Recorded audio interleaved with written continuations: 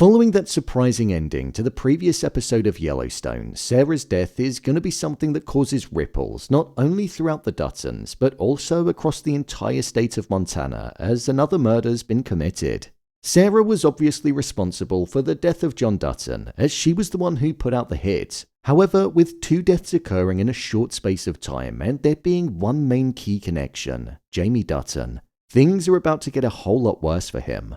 So with that, I thought I'd take a look at the preview for episode 12 and also give my theories and predictions on what I think could happen next. So let's get into it. Here is Yellowstone Season 5 Episode 12 Trailer Explained and Theories. Just to let you know, this video will contain spoilers.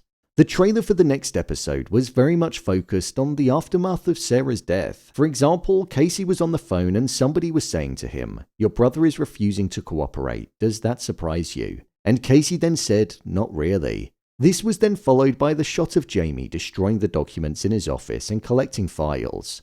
I feel Jamie is most probably going to be getting investigated by the police for not only the death of John Dutton, but also for the death of Sarah Atwood. If we look at what happened with Sarah, fingers could get pointed towards him because he was the last person to speak with Sarah. There's most likely going to be signs of a fight taking place because he punched her and she punched him, so there may be some bruising. She had a drink and left the glass on the side, which would leave her DNA. They were on the phone the moment that she was killed, and also the burner phone that she purchased will most likely be found inside of his trash can inside of the kitchen. So it could be interpreted like there was a fight that took place that got out of hand. In a different trailer, Jamie did also say to the police that he felt as though he was being treated like a suspect, so I feel that's definitely what's going to happen. With the burner phone also being found, that could be something that the police question why he had it. So the guilty suspect is definitely being put towards him for both of the murders. It's funny because Sarah said that there's nothing that links him to the death of his father, but then she left the burner phone, so questions might start to arise.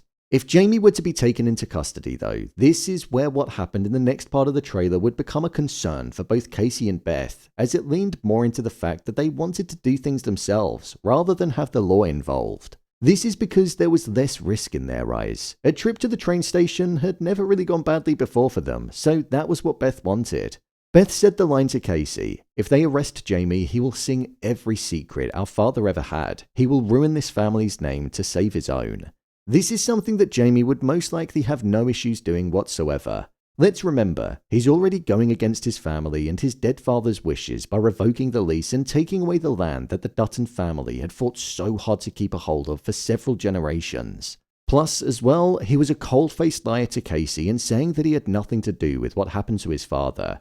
Okay, technically he didn't, but he knew what happened and was lying with the woman that gave out the orders. So he's a snake in the grass that wouldn't have any issues with throwing his family's name under the bus. He's the sort of person where if he was going down, then he'd be more than happy to take everybody else down with him.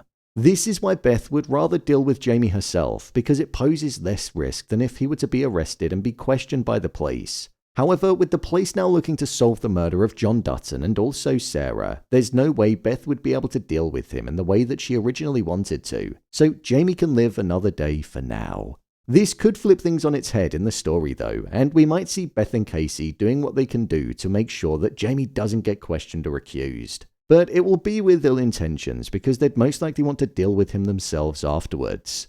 One of the other more important things in the trailer was the final shot, which was of Kayce getting into the back of the car whilst in his hoodie and black outfit to stay hidden. He said the line, "I know everything." The person that is enemy number one right now is Jamie. And this clip has been shown to us quite a few times, and there was the possibility that it could well have been Sarah originally, but now that she's dead, the only person I can see Kayce saying this to would be Jamie. Kayce said a line to the detective in the most recent episode about how they might not be able to find out who killed his father, but they might be able to find the person that paid for it. What if this is Kayce finding out that Sarah was responsible for ordering the kill for hire and him confronting Jamie about it? Jamie is the sort of person that would definitely lie about knowing if he was confronted, even with evidence and proof, but I don't think Kayce would buy the lies that he'd be spewing from his mouth anymore.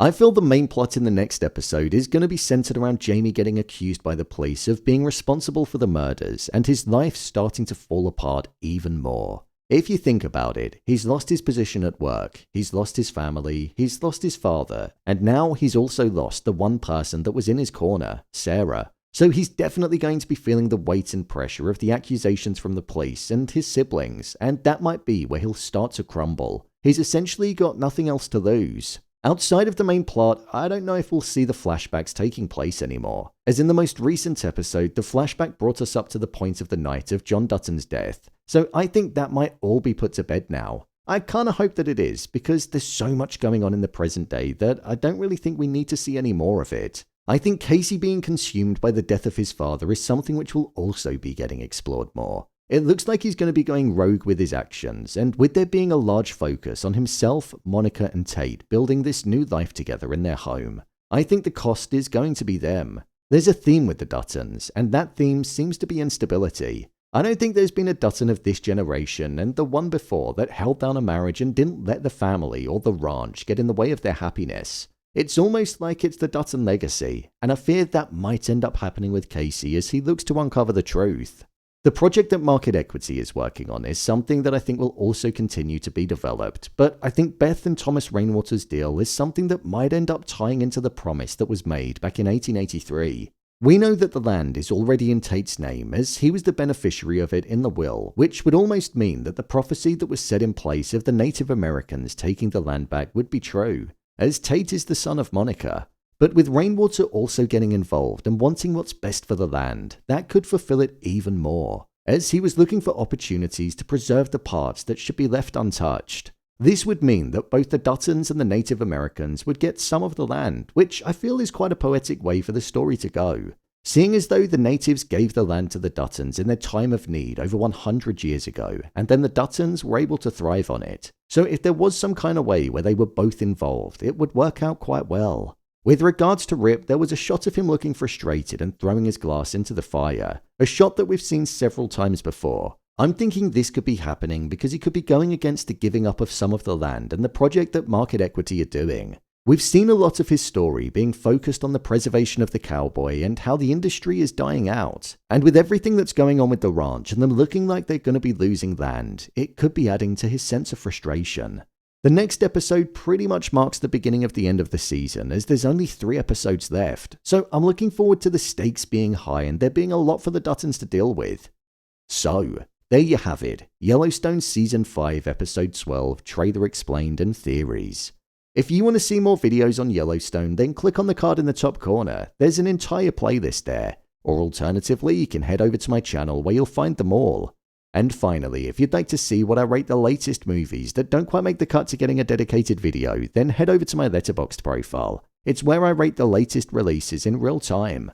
What do you think will happen next? Let me know your thoughts in the comments. As always, thanks for tuning into the video and I'll see you in the next one.